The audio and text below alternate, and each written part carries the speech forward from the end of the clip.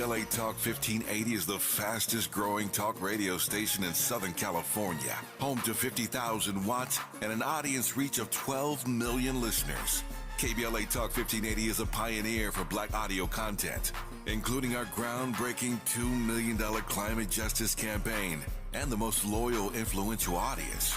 According to an independent research study by the polling firm Aviterus, for the second consecutive year, KBLA Talk 1580 is the most trustworthy, reliable, and credible news source for black audiences and beyond in Southern California. Let KBLA Talk 1580 power your advertising dollars. Our omni-channel custom marketing solutions are specifically tailored to connect with your ideal target audience. We leverage audio, podcasts, streaming, digital, social media, and local activations to get your message out to the black community. Get in touch with our advertising team today at advertising@kbla1580.com. That's advertising@kbla1580.com.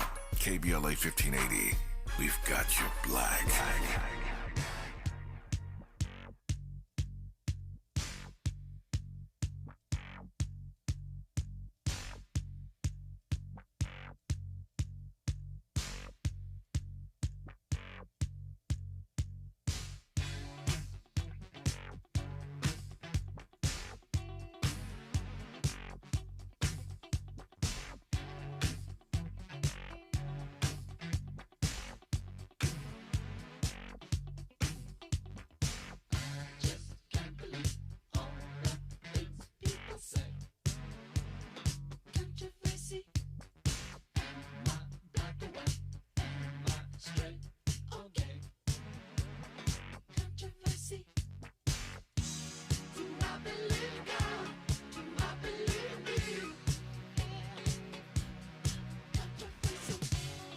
I'm Tavis Smiley. That is Prince Rogers Nelson. Controversy, and there's a lot of it right about now. Politically, economically, culturally, socially. In this hour, we'll talk about the controversy surrounding the U.S. Supreme Court. I promised you a conversation in this hour with Punky Johnson of SNL, Saturday Night Live, as they commence their summer-long 50th anniversary celebration of the show. 50 years for a TV show is a long time, and so we'll be, in the coming days, featuring a number of people connected over the years with SNL. But this breaking news today regarding President Joe Biden's op-ed in the Washington Post and a speech also today around these particular issues calls for us to switch gears here, to pivot in this last hour today, to talk about what the president said today in his Washington Post op-ed. This is big news, and so we're going to spend the rest of the hour talking about it with Sharon Kyle, who I will formally introduce here in just a moment. But for those who may not have heard the story, let me just top-line it for you. President Biden has called for a series of major reforms to the U.S. Supreme Court that would counteract, he believes, the unchecked power of its conservative supermajority. In an op-ed today in the Washington Post, followed by a speech at the Lyndon B. Johnson Presidential Library today in Texas, the president proposed three things: an 18-year term for Supreme Court justices, a binding code of ethics, and a constitutional amendment that would reverse the Supreme Court's July 1st decision giving presidents absolute immunity from criminal prosecution for official acts in office. I quote from the president now: "What is happening now is not normal, and it undermines the public's confidence in the court's decisions, including those impacting personal freedoms. That's why, in the face of increasing threats to America's democratic institutions, I am calling for three bold reforms to restore trust and accountability to the court and our democracy." I welcome now for conversation for the rest of this hour Sharon Kyle, law professor and publisher of the LA Progressive. Sharon and Kyle, good to have you on this program. How are you today? I'm doing great, Tavis. Thank you for having me. It's my great honor to have you on. Thank you for the time. Let me just start with this. I said at the top of this program, I guess a couple hours ago now, that I am not so sure that Joe Biden would have made this move had he not passed on the torch to Kamala Harris. Let's start there.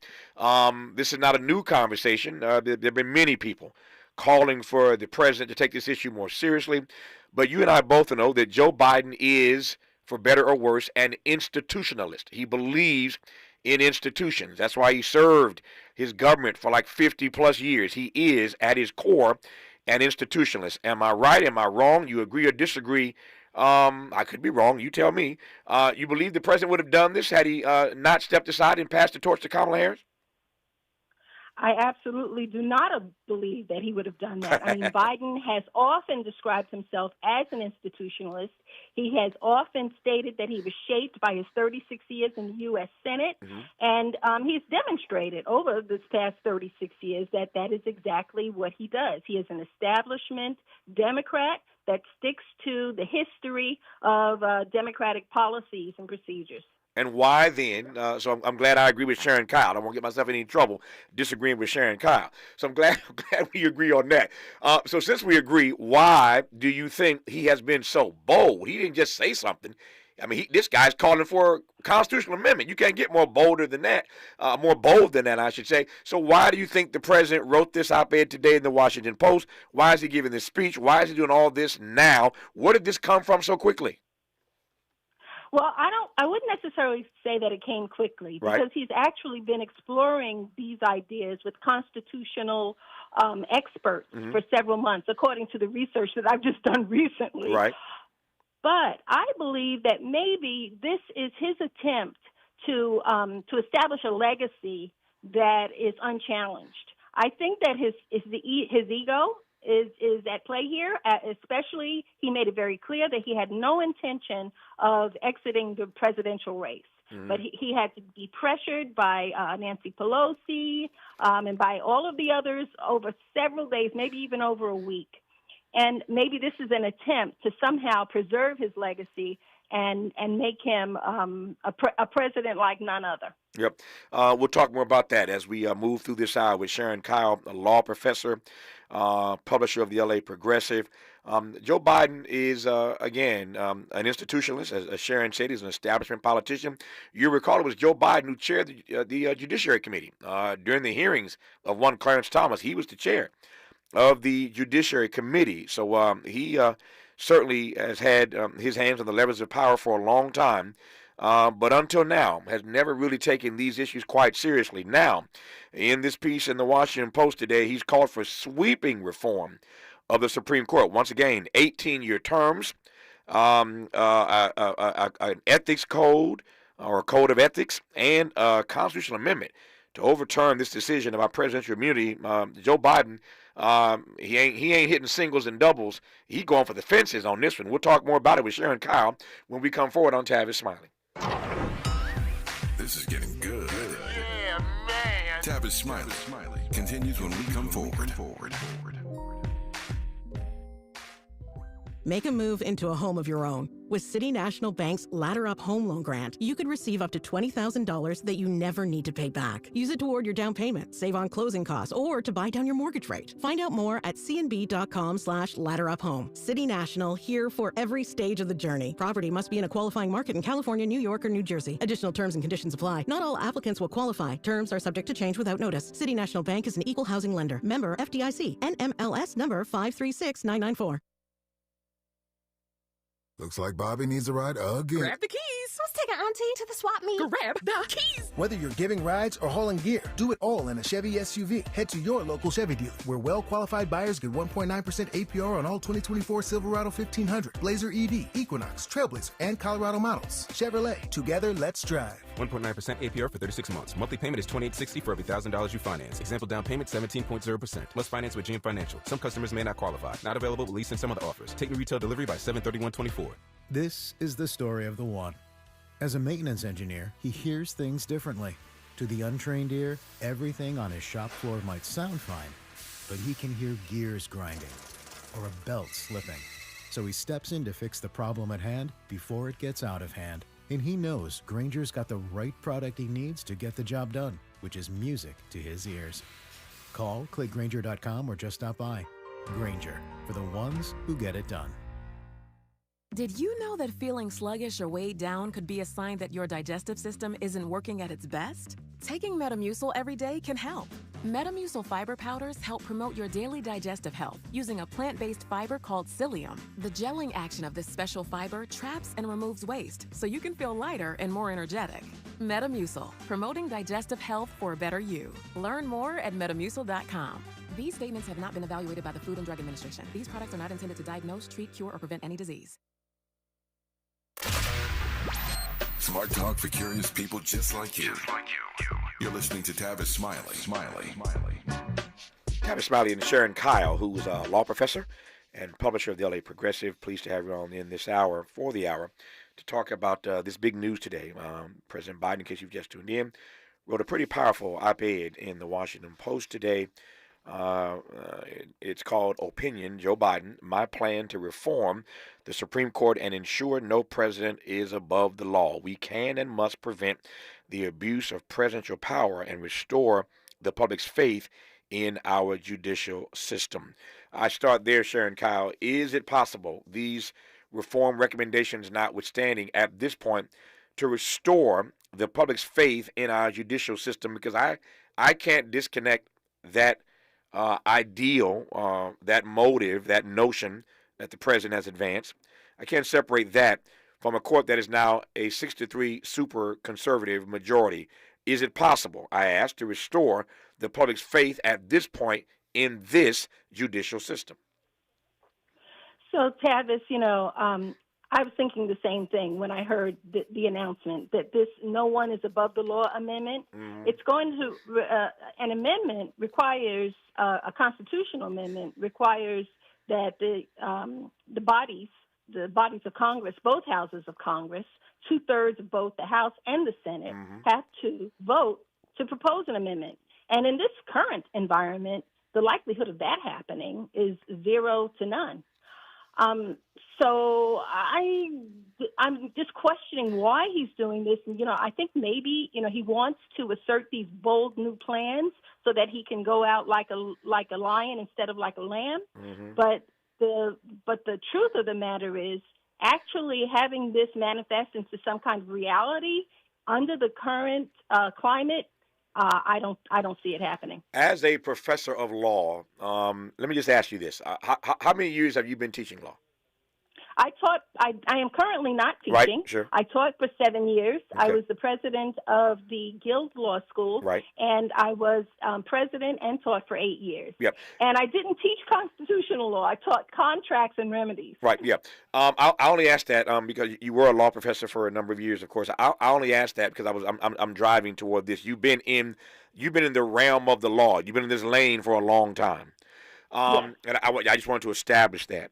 And the reason for establishing that was to ask this question.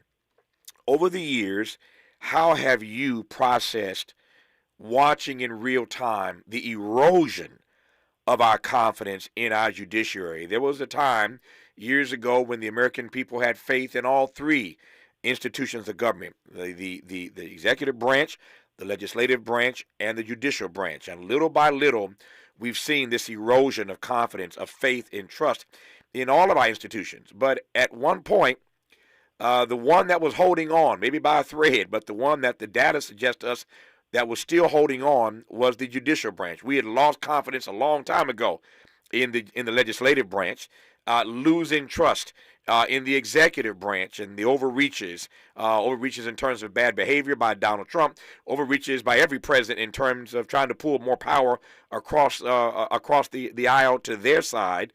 So we saw the data suggesting we were losing confidence in the executive branch. But again, the last branch holding on was the judicial branch, and their numbers now are in the toilet. So again, my reason for establishing how long you've been doing this was to ask over the years, as one in the profession, how you have processed, watching in real time, the erosion of our confidence in the judiciary. So I think that you've been very generous in your definition of we have lost confidence. Mm-hmm. I think that there are certain communities in the United States who have never had confidence. Mm-hmm. And I remember, so when I can look back years, even with the signing of the Constitution, mm-hmm. where Black people were not mentioned, sure. but we were, we had the 3/5 compromise. But even as recently as the mid 1800s, where we didn't have any rights which white men were bound to respect. Mm-hmm. And that quote came directly from a chief Justice of the United States Supreme Court, Roger B. Taney. Mm-hmm. So what I say now when I see that the vast majority of Americans, regardless of race, of creed, of gender, they too are now beginning to experience doubts about our judicial system, our executive system, and our legislative system. They are seeing what we've seen all along. And eventually, I think that it was going in this direction, and it was bound to happen. Because we really have not ever had a country that truly embraces all that it says that it's about. Mm-hmm. How is the left going to respond to the commentary that has already started? The volume will continue to rise over the next few days, that the Democrats have lost, that elections have consequences, that if y'all had Democratic presidents in office, there wouldn't be a 63 supermajority of conservatives, because y'all would have had the opportunity to appoint your own judges. So you're a bunch of sore losers. And now that the court is 63 because Republicans won critical elections, now y'all want to pack the court. That's the essence of the argument that's already been made and will be made increasingly in the coming days. How do we respond to that? Well, this is not unusual. In the history of the court has been reshaped many times. In fact, the size of the court has changed 6 times since the court began in 1774. Mm-hmm. So this is nothing unusual. Now, in 1869 we had a judicial act that limited the size of the court to 9. But that number 9 is not stated in the Constitution. As you know, the United States is a constitutional republic. So whatever is in the Constitution is what goes. Mm-hmm. We can change the size of the court. It's been done before. Mm-hmm. So if they're claiming that, they can claim whatever they want. We do have the right to change the shape and size of the Constitution. And let's not forget when President Obama was president, and he had nominated. Now, my memory is getting Merrick a little short. Merrick Garland. Thank you. Yeah. Thank you, Merrick Garland. Mm-hmm. So we see these kinds of things going on all the time. We just have to keep putting one foot in front of the other. I wholeheartedly, along with the ACLU, support this reform, these major, what they're calling, I'm on the whitehouse.gov website, right. President Biden's bold plan for reform. Mm-hmm. I wholeheartedly support the bold plan for reform. And I think he could have gone further, but whatever the opposition says, I think that we should ignore them just like they ignored us. Mm-hmm. And just keep moving forward. We'll talk about going further in a moment here. I promise we'll get to how much further he could have gone in his bold move as the White House is framing it. I'm not naive in asking this question, and you're not naive in responding to it. But it's clear that in this particular moment, and by this moment I mean the president has stepped aside, passed the torch to Kamala Harris. He's clearly trying to make a play, as you said earlier, correctly, for his legacy. I don't believe, nor do you, that he would have done this where he's still running for president. It is an election year. We keep referring to Donald Trump as an existential threat. He may get a chance at 1 or 2 more justices who may step down. Clarence Thomas, you mentioned basically 80. They may give Trump a couple more chances to appoint people. Clearly, the 3 that are there are the more progressive judges. They're not going anywhere anytime soon, I don't think. Kagan is there for a while. Sotomayor is there for a while. Certainly KBJ just arrived. But Donald Trump, if reelected, may get a chance to shore up the court, the conservative majority, as it were, pushing off some of the older ones and putting some younger ones on, like Amy Coney Barrett, like Brett Kavanaugh, like Neil Gorsuch. And again, unless we can change this, they serve even longer terms, and you extend this 63 majority. So we see the plan if Donald Trump potentially is reelected. But my point is simply this: you can't have this conversation right now.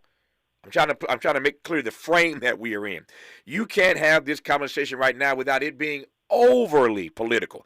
Anytime you have this conversation, it's political, but it's overly political, one could argue, in this particular moment.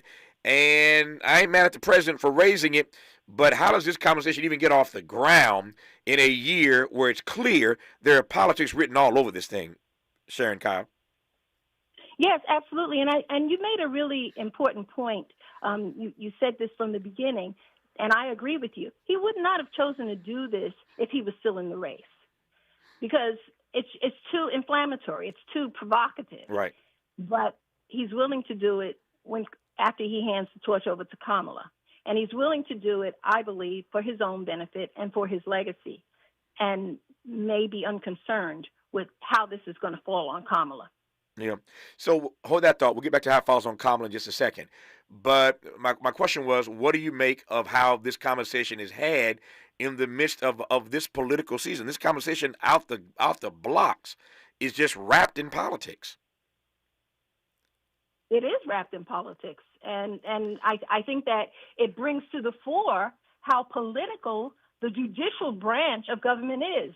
You know, you started talking about the three branches of government, the executive, the legislative, and the judicial. The judicial is just as political or even more politicized than the other two branches, because the populace doesn't have an opportunity to elect these people. They're appointed by a president, and they're there for lifelong terms. And as you've already mentioned, many of them are going to be there for a very long time. Amy Coney Barrett, and fortunately, Ketanji Brown Jackson, they were born in the 70s. Mm-hmm. Amy Coney Barrett was born in 1972. They have lifelong appointments, and I'm glad Ketanji Brown Jackson is there for a lifelong appointment. But others, like Clarence Thomas, was born in 1948, so that makes him, 76 years old. Mm-hmm. His appointment is lifelong. Should this be a political discussion? I think we need to be honest. It is a political discussion. And when we look at the three branches of government, the reason that the founders established the structure the way it is that no one branch has more power than the other. But the way that the politicization of the judicial branch has manifested, it in fact will have more of an impact than the other two. Yeah. Because those laws and the precedents they establish last until they're overturned. Yeah.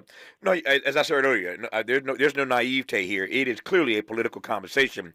The irony for me is that we are having a political conversation about that branch of government that is not supposed to be political. I also agree with you that clearly it is as political as the other two branches of government right about now. So in some ways, I guess this is much ado about nothing, and yet it really does matter to be having a conversation about how we reform the court in a moment that is mired and steeped in politics. I circle back to your point about whether or not this actually gets traction, or whether Joe Biden just has a transcript of it, a transcript of having said it on his particular watch. But hard for me to imagine that this gets any real traction in a political year. And to your point, you need 2/3 of both houses to make this thing move, really, the constitutional amendment, that is. So there's a lot to do here. Again, I'm not mad at the president for raising it. I'm just highlighting what you already know, that we're talking politics about an institution that's not supposed to be political in a political election year. And that I'm not sure, as they say down south, I'm not sure that dog's going to hunt right about now, but I digress. You made a fascinating point a moment ago, Sharon Kyle, when you said that the president may have made this decision without regard for how it falls on Kamala. Kamala Harris is now the presumptive Democratic nominee. You can rest assured she's going to be asked about this repeatedly. If she hadn't already, everywhere she goes, they're going to ask her about this particular issue that Joe Biden has now put on the docket. What should she say?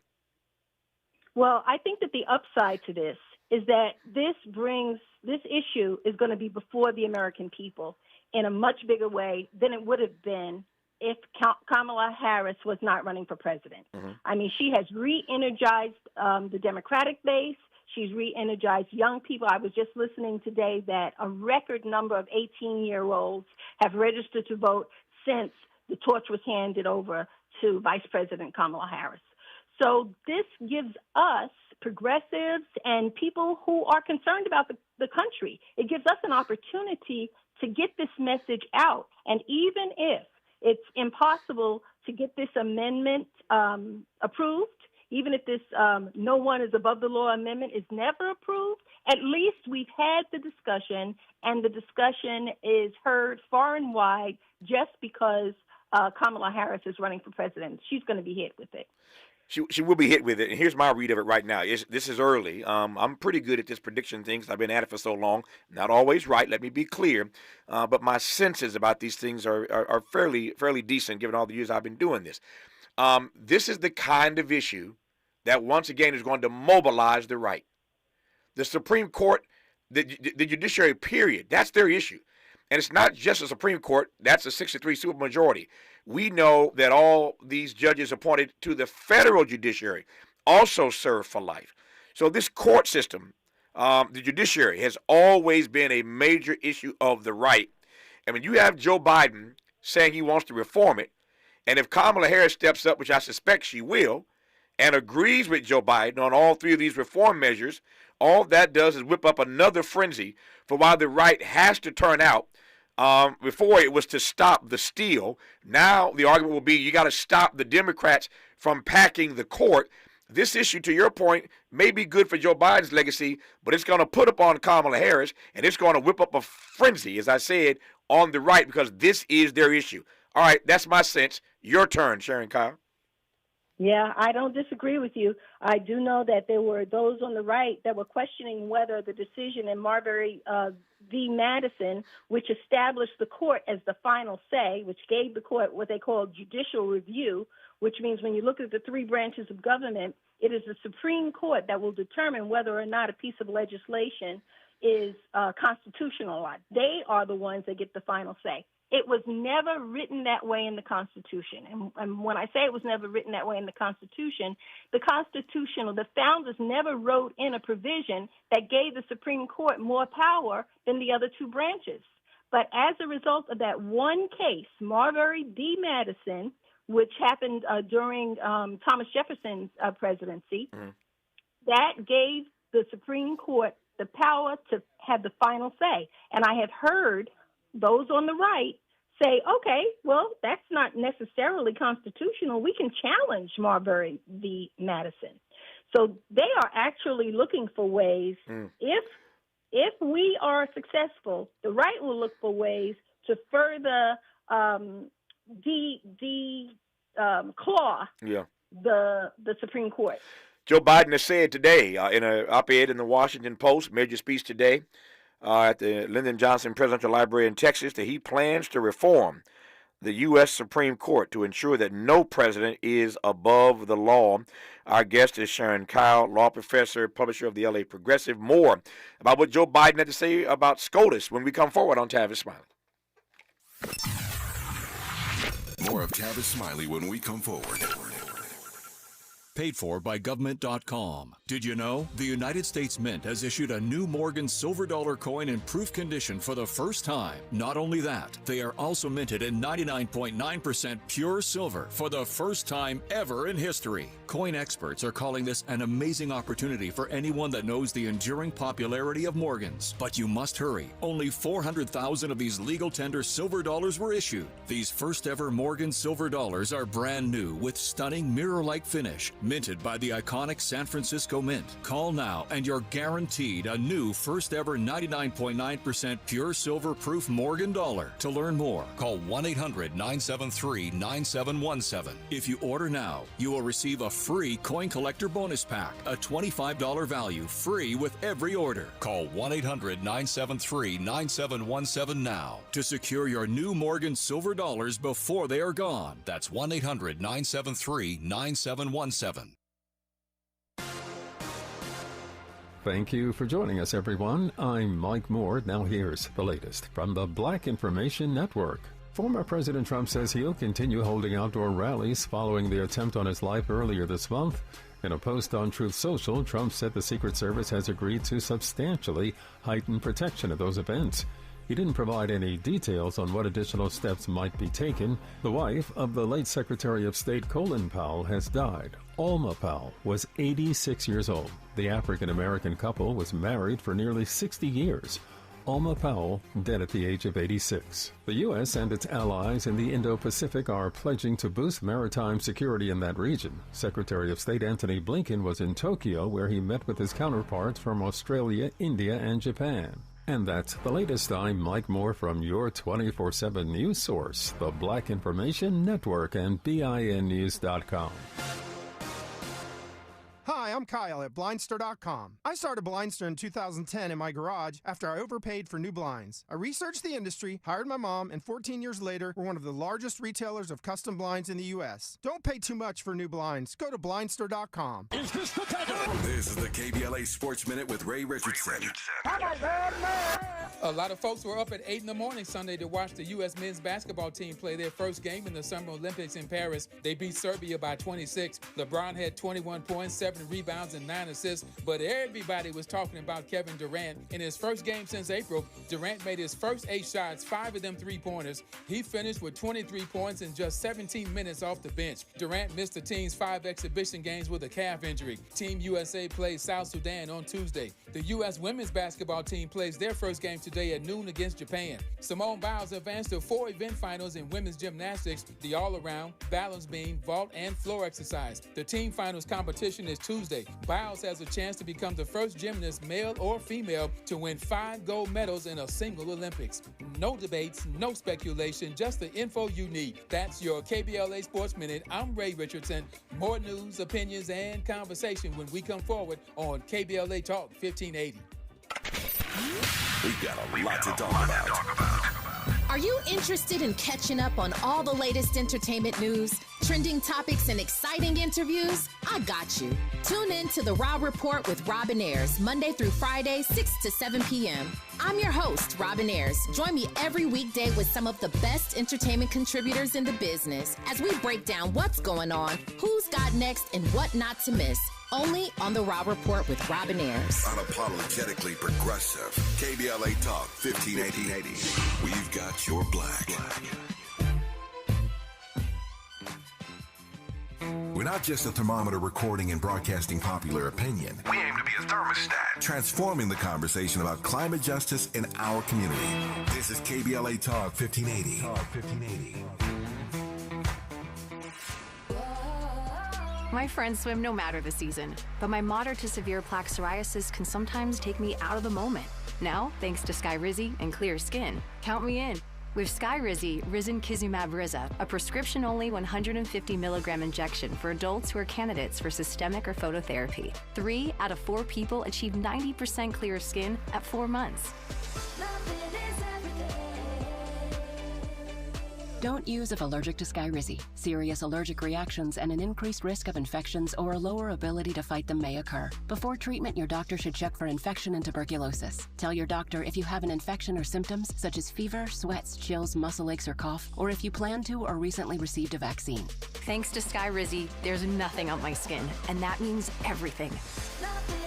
Ask your doctor today about Skyrizi, the #1 dermatologist-prescribed biologic in psoriasis, and visit skyrizi.com or call 1-866-SKYRIZI to learn more. Enrolls you in recurring automated text messages. Consent not required to purchase. Message and data rates may apply. Hey, Dan, how you doing? Haven't seen you around the gym for a while. Yeah, I've really fallen off. Since I turned 40, I just don't get the results I used to get. Could be lower testosterone. Lower T? Yeah, I went through it a while back. Once you hit 40, your body has less free testosterone. I got Nugenix Total T, and it's made a huge difference for me. I've seen that ad on TV. Is it for real? Oh, yeah. The key ingredient is something called Tesnor, which helps boost free and total testosterone levels to help you trim up and stay lean. And it's made a difference for you? Man, I feel like I'm in my 20s again. At work, in the gym, and in the bedroom. Are they still giving out complimentary bottles for people to try it for themselves? Yeah, you just need to send them a text. Text LION to 42424 right now for your complimentary bottle of Nugenix Total T, the #1 selling testosterone booster at GNC. Plus, text now and we'll include a bottle of Nugenix Thermo, our most powerful fat incinerator ever, to help you get back into shape fast, absolutely free. Text LION to 42424. That's LION to 42424. Let's get back to more of Tavis Smiley right now. More of Tavis Smiley and Sharon Kyle right now, law professor and publisher of the LA Progressive, as we talk about this op-ed today that President Biden authored for the Washington Post. Headline, "My plan to reform the Supreme Court and ensure no president is above the law." I want to walk now through these 3 reform measures that the president proposed, specifically, Sharon, and talk about each of them individually, singularly. The first is his call for a constitutional amendment that he calls the "No one is above the law" amendment. I love that. Pretty simple and straightforward, right? The "No one is above the law" amendment. We know that the Supreme Court on July 1 basically said that that presidents can pretty much get away with anything. That's just my layman's interpretation of it. This is all courtesy of Donald Trump and what happened on January 6th regarding the insurrection. The president writes, "We are a nation of laws, not of kings or dictators." That is a quote directly from the president in this piece in the Washington Post. I'm jumping ahead here, but all three of these reforms, Sharon, all three of the data, surveys, polls, studies suggest that all three of these reforms, we'll get to all three of them one at a time in a second, but all of them are supported by a majority of Americans. Put a pin in that for a second. All three of these things that the president suggested today, the data tell us are supported by a majority of Americans, and yet to this first reform measure, this constitutional amendment, we wouldn't need this if the Supreme Court hadn't gone rogue. What do you make of that? The only reason why we need this amendment, this first one that the president's called for, is because of their decision recently, which is out of step and out of touch with with what most Americans believe, that a president should not be above the law.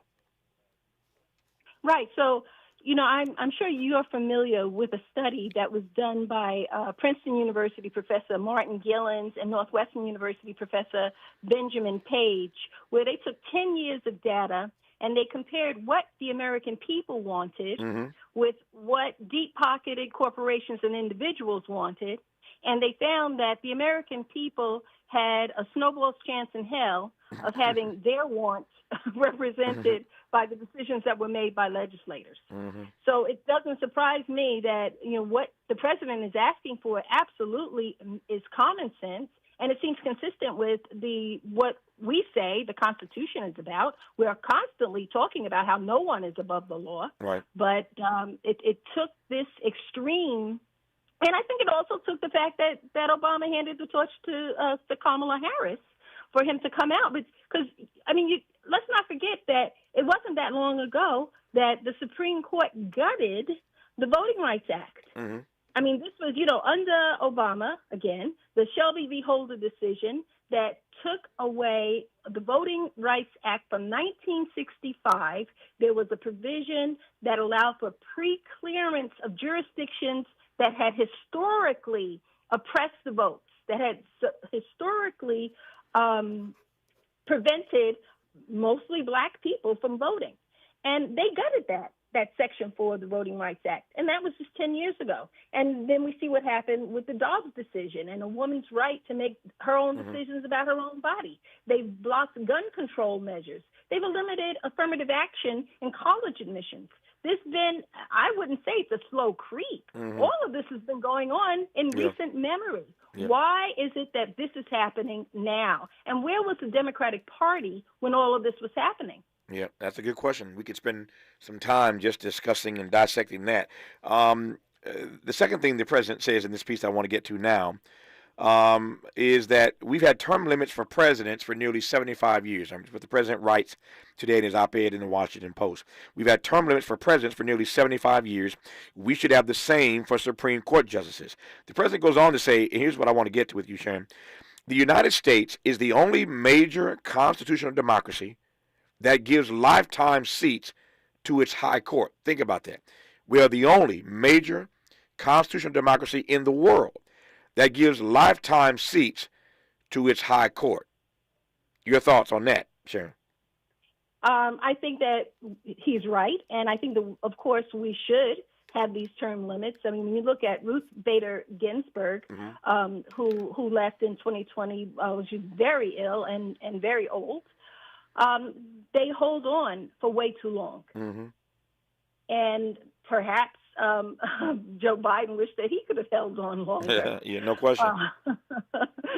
So that could be one of the reasons that this additional language is in the amendment, in the proposed amendment. But absolutely, I do believe that we should have term limits. Yep. Just fascinating, in case you did not know that, we're the only major democracy that does, in fact, give lifetime seats to its high court. Just worth noting once again, and the president draws attention to that today in his piece, his op-ed for the Washington Post. Thirdly, so we did the constitutional amendment that he's calling for. We talked about 18-year terms. He wants 18 years of active service on the Supreme Court. And thirdly, he's calling, of course, for a binding code of conduct for the Supreme Court. Now, again, the president wouldn't have to call for this if Chief Justice John Roberts had stepped up on this. The president argues, and I quote again, the court's current voluntary ethics code is weak and self-enforced. Justices should be required to disclose gifts, refrain from public political activity, and recuse themselves from cases in which they or their spouses have financial or other conflicts of interest. Every other federal judge is bound by an enforceable code of conduct, and there is no reason for the Supreme Court to be exempt. Those are the words, again, of Joe Biden today in this op-ed. As my grandmother, my Big Mama, might say, it's too much like right. All the other federal judges have to, again, be bound by an enforceable code of conduct, but not the U.S. Supreme Court. John Roberts could have done something about this before now, Sharon Kyle, but he has not. That's right. So just like you said, there is a code of judicial ethics in place for every other federal judge, the state Supreme Courts. California has its own code of judicial ethics that is in place both for off the bench and for judicial office candidates. Mm-hmm. The code also includes subparts, and it is also enforced for the California Supreme Court.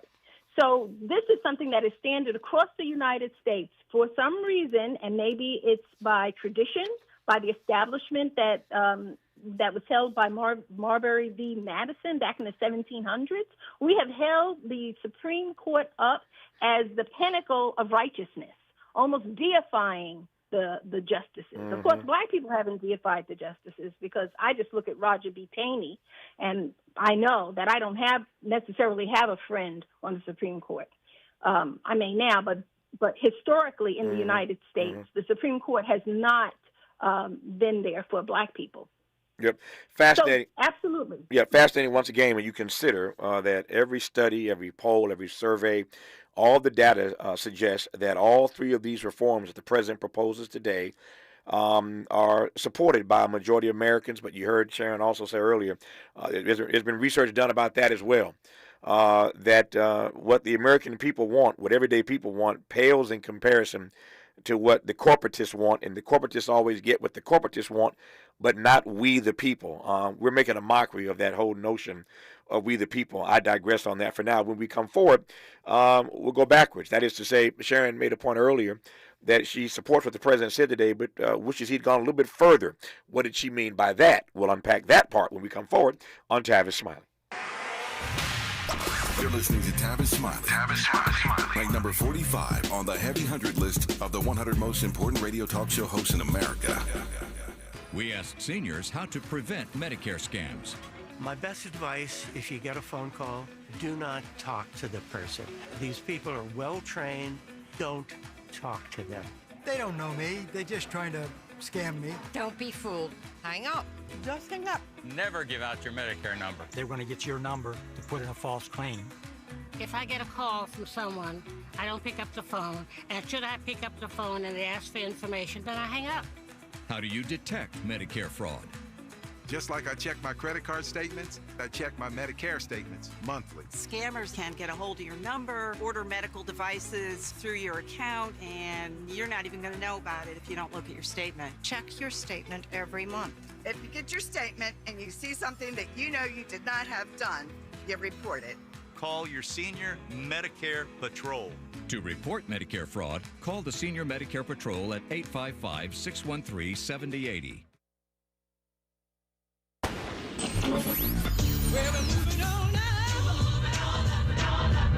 Tavis is like George and Wheezy. He's moving on up. Last year, Tavis was number 45 on the Talkers Magazine list of the 100 most important radio talk show hosts in America. Wait for it. Wait for it. The 2024 list was recently released, and Tavis has jumped to number 33 on the list of the nation's most important talkers, making him the highest-ranked African-American on the coveted roster.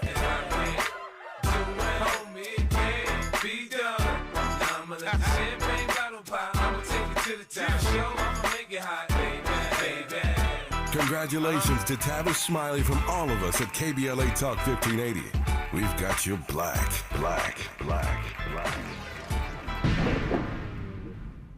$5,000. That's the average amount of money people in the U.S. are now spending on gas in a year. $5,000. That's crazy. If you drive, you have to download Upside, the free app that gives you cash back every time you get gas. That's right. You can earn real cash back with Upside just by buying the gas you're already buying. You can literally start earning cash back today. I use Upside every time I fill up, and I've already made around $300. You're putting gas in your car anyway. Why not get real cash back? If you like free money, download Upside. I'm saving the cash I earn from using Upside to help pay for a vacation later this year. Download the free Upside app now to earn cash back every time you buy gas. Use promo code PATH to get an extra 25 cents per gallon on your first tank. You can cash out anytime right to your bank, PayPal, or a gift card for Amazon and other brands. Just download the free Upside app and use promo code PATH for a 25 cents per gallon bonus on your first tank. That's code PATH for a 25 cents per gallon bonus.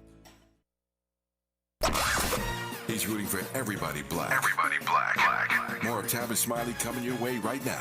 Well, Tavis Smiley and Sharon Kyle coming your way right now. Watching my time's getting tight on me.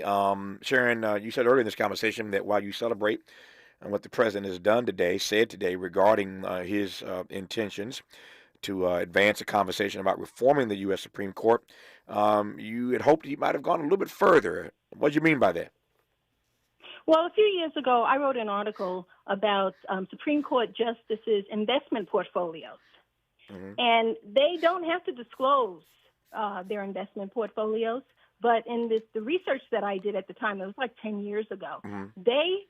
Their investment portfolios performed better than the average. Mm. And it would kind of make you wonder, where are they getting this inside information? Mm. So while there is a code of conduct that was issued in 2023 that talks about avoiding impropriety and how the Supreme Court has to abide by court ethics, in every single one of the areas, they are prefaced by should statements and may statements. Mm. So, for example, a justice should uphold the integrity and independence of the judiciary, not a justice shall uphold the integrity and independence of the judiciary. And then the point is so it's at the 40,000-foot level. There are very few specifics. A justice should perform the duties of office fairly, impartially, and diligently. This comes right out of their code of conduct as it exists now. Mm-hmm. So I would have liked to see something that speaks specifically about their investment portfolios and where they are able, the ways in which they generate income. I've been doing some research about their book tours. And it's fair that if they write a book, they should be able to get royalties for those books. Mm-hmm. But we should also have complete visibility in what it is that they're earning. Yeah. And, of course, all of these trips and so on. Yep. So the president did, again, call for some of that today, disclosing gifts, refraining from public political activity, recusing themselves from certain cases when their spouses have financial or other conflicts of interest, as I said earlier. But Sharon's point's well taken. I mean, she says go further. She wants to know about those investment portfolios and where they're getting all this good information that's allowing them to make more money than the rest of us are making with our investments. I hear the point. When we come forward in our remaining moments with Sharon Kyle, I want to pose this question. And I think both she and I have established in this conversation that we're not so confident that any of these reform recommendations made by the president today take flight anytime soon. Certainly, they will not take flight in a presidential election year. But I'm curious as to how Sharon would handicap which of these three she thinks has the likeliest chance of moving forward fastest: the constitutional amendment, the term limits, or the binding code of conduct. I don't think it's out of the realm of possibility that in the next term, should Kamala Harris pull this off, that one of these three things might get some traction. I've got my own thoughts about that. I wonder what Sharon thinks about that. We'll talk about that when we come forward in our remaining moments here on Tavis Smiley. Seeking the truth, speaking the truth. This is the Tavis Smiley Show. If you're like me, 60 and retired, making ends meet, especially here at the supermarket and drugstore, is tough. I'm so blessed to have found benefitscheckup.org. It's a free and confidential website from the National Council on Aging that connected me to $1,200 a year in programs that help pay for food, medicine, utilities, and more. Maybe it can help you. benefitscheckup.org. You know where you want to go in life, and City National Bank can help. City National knows the dedication it takes to build your vision for the future into a reality, and our team is here for you. We have a wide range of options to help, from personal savings accounts to interest-bearing money market savings accounts and more, all designed to help you get where you want to go. City National, here for every stage of the journey. Learn more at cnb.com. City National Bank is a subsidiary of Royal Bank of Canada, member FDIC. Substance use disorder and addiction is so isolating. And so, as a Black woman in recovery, hope must be loud. It grows louder when you ask for help and you're vulnerable. It is the thread that lets you know that no matter what happens, you will be okay. When we learn the power of hope, recovery is possible. Find out how at startwithhope.com. Brought to you by the National Council for Mental Wellbeing, Shatterproof, and the Ad Council. KBLA Talk 1580 invites you to join us for a book party celebrating The Covenant with Black America 20 years later. Almost 2 decades ago, the Covenant book, compiled and edited by Tavis Smiley, climbed to #1 on the New York Times bestsellers list and stayed there for weeks. The first book by a Black-owned publisher to achieve such a feat. The urgency of the issues that matter most to Black fellow citizens has only intensified, especially in this critical election year. On Wednesday evening, August 14th, 6 to 9 p.m., come meet Tavis Smiley alongside Covenant contributors including Cornel West, Connie Rice, Mark Ridley Thomas, Elisa Orduna, Tyrone Howard, and Melina Abdullah as they sign copies of The Covenant with Black America 20 years later. You can purchase your books on site and get them autographed. That's Wednesday evening, August 14th, 6 to 9 p.m. in the city of Los Angeles. Admission is free, but you must register at KBLA1580.com. At KBLA Talk 1580, we've got your Black.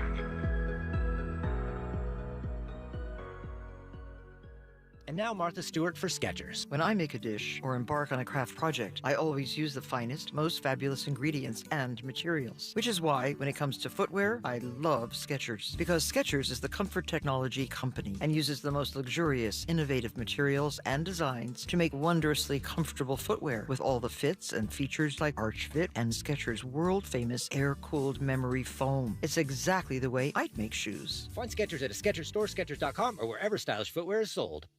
More honesty than you can handle. More empowerment than you can imagine. You're tuned in to Tavis Smiley.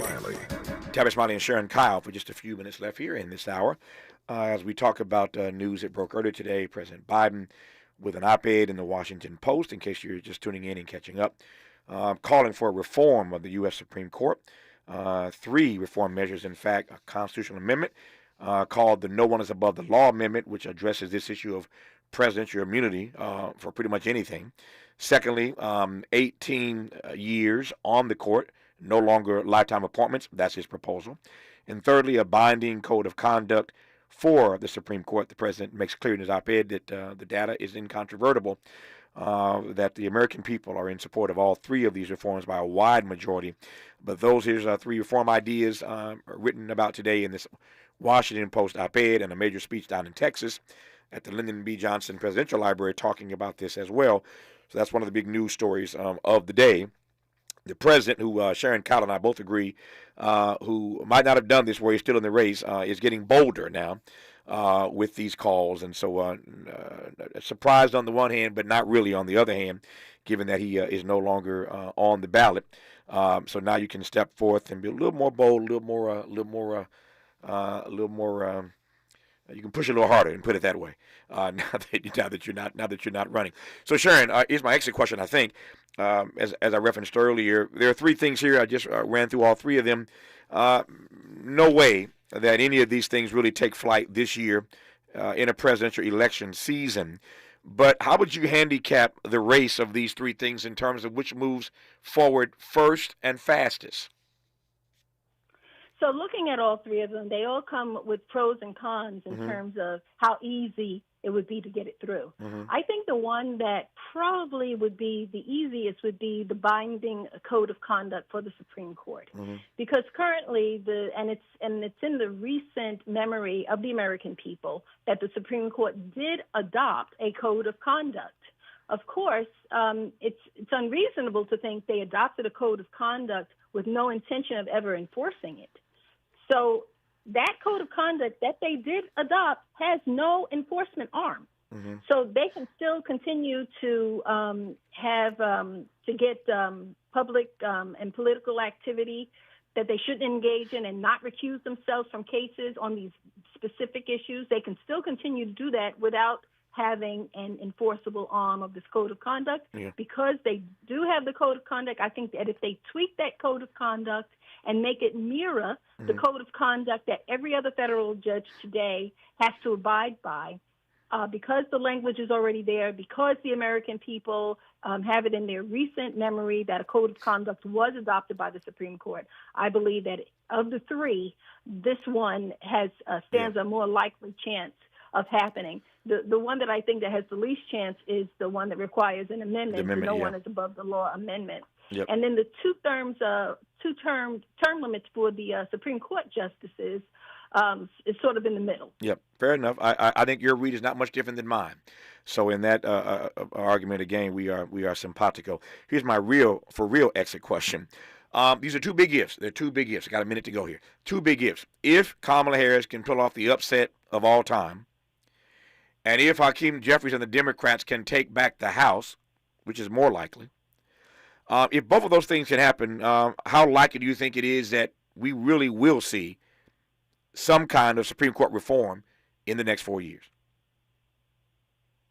You know, I don't know, Tavis, because you're talking about two great individuals, but our problems are systemic. Our problems are about money and politics. Our problems look like AIPAC. That's a big problem. I got and you. Hakeem Jeffries and Vice President Kamala Harris, as wonderful as these individuals may be, their powers are very limited. No. Point well taken. Point well taken. You could have two African Americans, one as president and one as Speaker of the House, and still not be able to get certain things across the finish line. It's a sobering point about how power works in Washington, coming from our guest in this hour, Sharon Kyle, publisher of the LA Progressive. Sharon, good to have you on the program. Thanks for your insights. I deeply appreciate your time. Thank you so much. Just like that, 3 hours gone. Back here tomorrow, Lord willing, to do it all over again. Until tomorrow, thanks for tuning in. And as always, keep the faith.